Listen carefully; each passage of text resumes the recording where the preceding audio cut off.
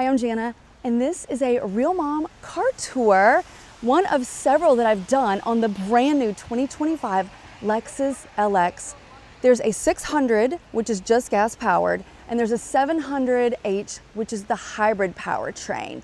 And new this year, there's the Overtrail, and I did a whole separate video taking that thing off-road. So, like, subscribe to Real Mom Car Tours, and find that video if you're interested in seeing the off-road capability of the Overtrail.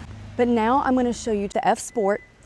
Buckle up and let's do it. If you're new here, I'm glad you found me. Hi, I'm Jana, and I give Real Mom Car Tours. I am a boy mom, auto enthusiast, and I'm an Aquarius, which means my life and sometimes these tours are a little bit chaotic, but they are fun. So buckle up and let's get back to it. Let's start with the FSPORT. We're going to start it up and take her for a ride. So this does have a hybrid powertrain. Under the hood, you're gonna have a 3.4 liter twin turbocharged V6. That's gonna make 457 horsepower and generate 583 pound-feet of torque. And it also tows 8,000 pounds. But the FSPORT really shines in style because it's the only trim where you get this circuit red semi-aniline leather seats, and they're gorgeous. And then you get special FSPORT styling and 22-inch wheels that look so great. You also get a suspension that has been tuned for FSPORT. So we're gonna check that out. You have an electronic gear shifter, and to get it into drive, you're gonna pull it over, pull it down. All these gear shifters are different. I drive so many different cars, and there's dials, there's buttons, there's sticks. So you actually have to pay attention so you don't accidentally throw it in reverse and back into something. There's a couple things that are new and standard in all of the new LX. One is that you will get a cool box under here, which I will show you in more depth later. But you also get the Lexus Multimedia, which you can do stuff like say, hey Lexus, I need directions to Target. Also new for this year, the two front seats, driver and passenger, are both heated, ventilated, and massaging. And if you've been with me long enough, you know I love a massaging seat so much. You have a camera in your rearview mirror. You have a small moon or sunroof up top. Of course, as you would expect, everything is power adjusted. And when we hop out of this FSPORT, I'll show you where the hybrid battery is. And we'll take a quick look around and look at these really pretty wheels. I'm in Napa. I'm with my friend Connie. And we have been struggling because we have 5 or 6 different trim levels, different vehicles that we can film. And it's been pouring since we got up. There's not been 1 second where the weather has let up. So we are driving around looking for places that we can just stand out in the rain and get drenched and try to shoot this car. So bear with me. Check my YouTube page, it's Real Mom Car Tours, and like, subscribe, and look for more content on both Lexus and the sister vehicle Toyota. And I'm gonna do a full tour with driving impressions and off-road driving impressions of the Overtrail, which is brand new to the LX, and that's for 2025. And a lot of the things are gonna be different as far as styling, wheels, and the grille. So I will show you the difference with that. Let's talk about what it feels like in this cabin and in this driver's seat. I mentioned that it is power adjusted, heated, ventilated, massaging. So in case you didn't hear it the first time, there it is again. You have a leather wrapped heated steering wheel with your thumb notches. You also have paddle shifters, and your FSPORT badging is down here just in case you forget. It's also in your headrest. What do you think about the red? I love it. It's very FSPORT. It's very sporty. That's the whole point. People are so polarized by red interiors. You either love or you hate them. I love them. And it's almost Valentine's Day, depending on when you're watching this. Today's February 1st. So who knows what day you'll be watching it, but just so you know, that's what I'm doing on February 1st here in Napa.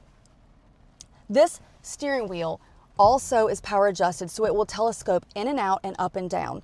You have a fully digital 13.2-inch driver display that is mildly customizable. You also have the hands-free voice assistants that I told you about, where you can say, hey Lexus. Or, if that's not your jam, you can touch this button on your steering wheel and make the same request. You can ask for information about the weather, directions, things with your navigation. You can even have your voice assistants control your climate, turning it up, down, on in the back. It's really handy, especially when I'm driving with my kids. I don't need to be driving and focusing, hearing them going crazy and fumbling. I use my voice as often as I can. Let me show you where some of your switches are and what it looks like beyond that, because things aren't necessarily in the place I would put them, but let's check that out. The button to control your cameras is over here. I don't like that placement. I would love to see it over here. Maybe that's just because that's what I've gotten used to, but that's where that is. That's how you reset your odometer and toggle the brightness for your driver display. Pretty standard. You can open your back end here, and then that is your trailer assist function there. Of course, we have memory seats, and we do have 3 settings for that. You can lock out the back so that the kids aren't messing around, and you do have power folding side view mirrors. Your rear view mirror has a camera in it, and a lot of people are driving with this on all the time, like my friend Connie, and it weirds me out. I'm so used to this view that when you are driving with, you know, and there's somebody behind you, it's just too much for me. But let me know what you guys think. Do you like that on all the time?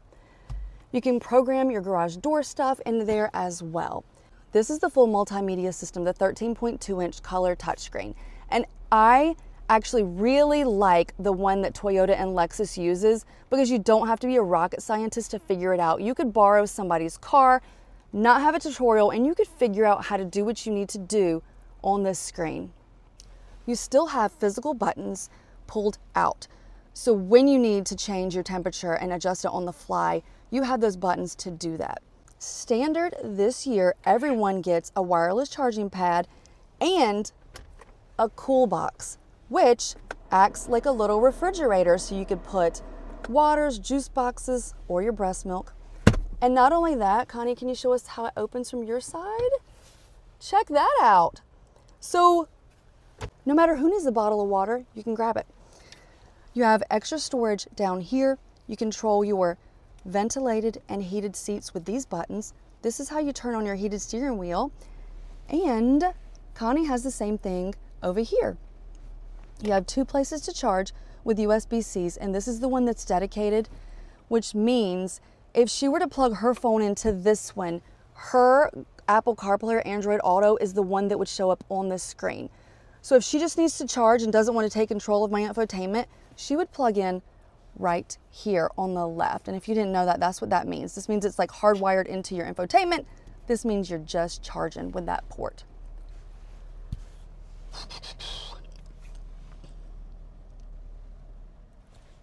You have multiple drive modes that you can select from this button, and I'm going to pull you in on those. You have custom, which you can set to be custom to your driving. Sport Plus, Sport,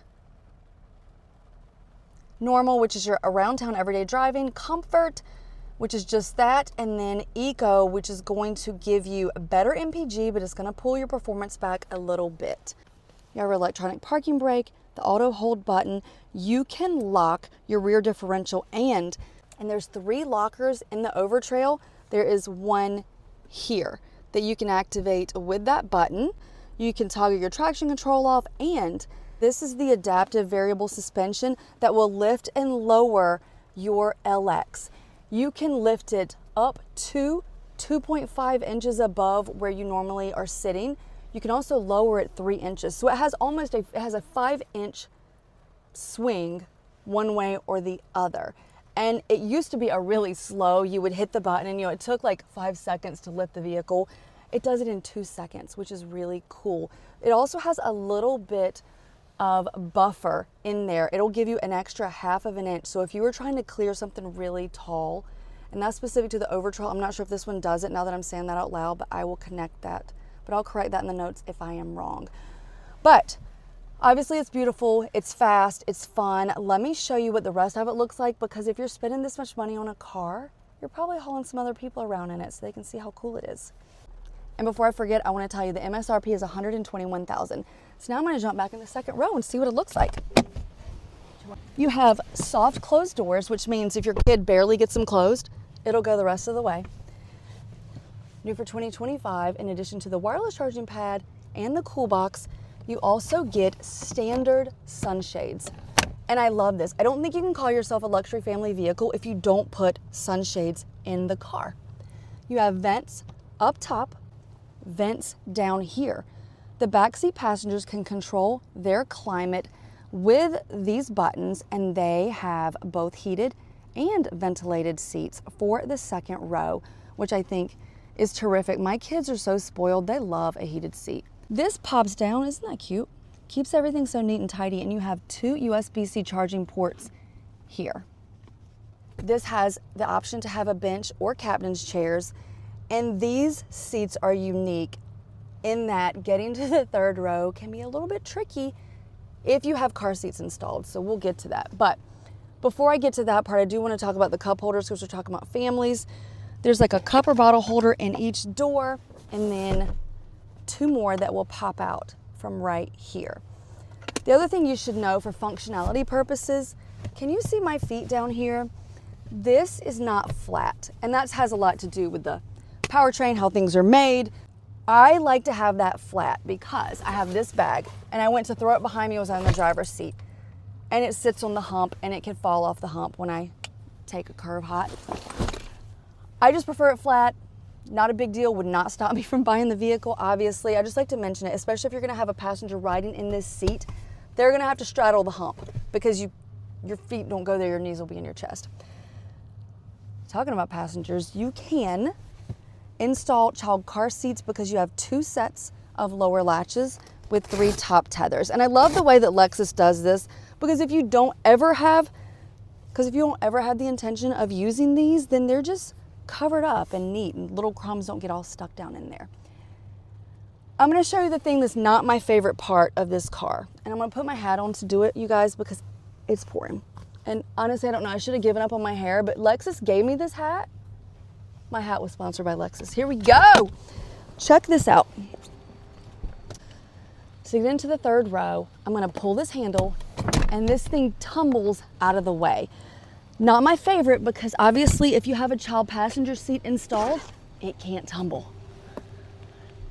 So just know that. The other thing you could do, since it's a 60/40, you would install the child passenger seat if you don't have, 2 or 3, in the seat that's not gonna tumble and flip, and people would access the third row from the other side. I'm gonna put this down. I'm gonna flip this open. Yep. I'm gonna show you what this looks like with this seat up, and this is very upright, so let's make it look realistic.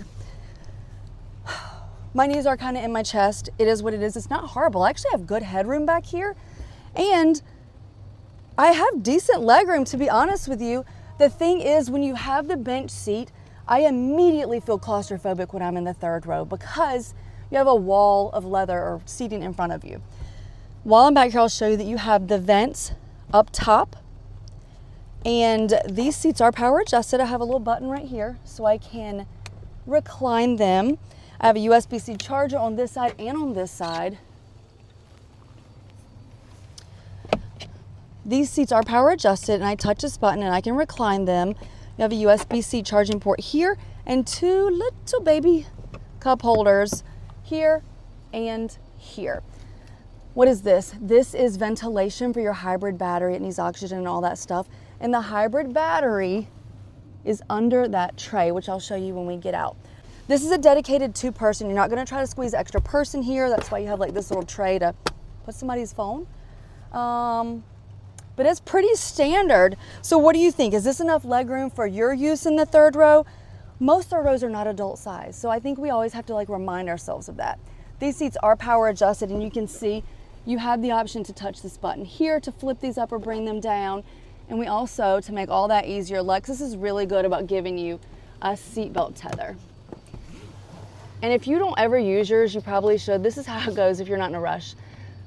You just pop that down in there and it keeps everything so neat and tidy.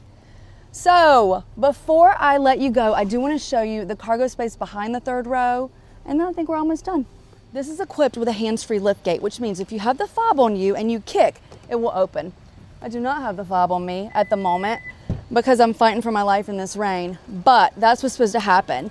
I may not have mentioned this. Since I'm in the back, I will tell you this baby tows 8,000 pounds. And this is where your hybrid battery is, which is why they've given you this shelving system that holds over 100 pounds. I'll get you the exact number. It's like 120 pounds. And they put this here because if you lay these down, and I gotta do this, it will give you, see how it stopped? That's actually a safety feature. It goes a little way and it stops, I guess, to make sure that you don't have something that's gonna be squished, and then it keeps going.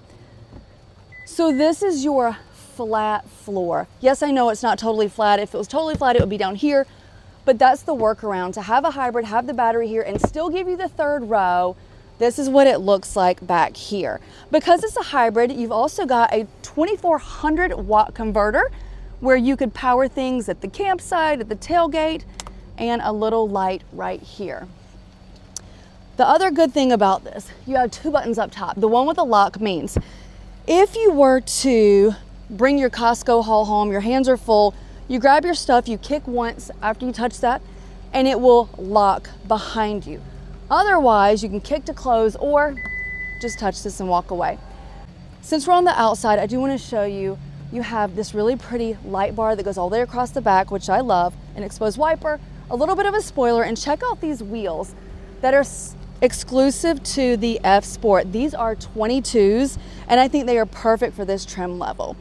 While we're back here at the gas tank, I'll tell you MPG for the hybrid. 19 city, 22 highway for a combined MPG of 20. We're gonna go look at the front grille, which is gonna be different than the Overtrail grille, which I just showed you in another video.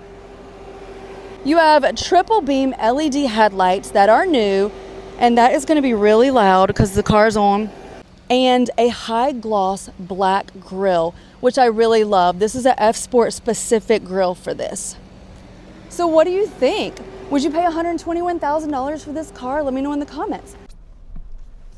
So the thing with the new LX is that people have wanted a hybrid, more hybrid options. And to have it in a vehicle this big and still be able to get an optional third row, an optional bench in the second row, it gives families a lot of flexibility. I enjoy driving this car. It's big, it's boxy, but it's not too big. I can park it really easily. The turning radius is great. It turns on a dime. I've had to do a U-turn. I've had to do some tight maneuvers in parking, and it's been great. I feel like I'm parking my car or a mid-size SUV. I love the fact that it feels heavy. It feels like it's made out of steel. It's a body-on-frame vehicle, which has always, to me, reminded me of more of a truck-like driving experience, but this is refined. Growing up, people would say it drives like a Cadillac or it drives like a Lexus because that was the pinnacle of luxury. That meant it was so nice that it just would glide over the road and feel so smooth and just nice to drive. That's this car. It has a quiet cabin. The FSPORT gives you incredibly good acceleration, and you get a lot of low-end torque with that hybrid powertrain.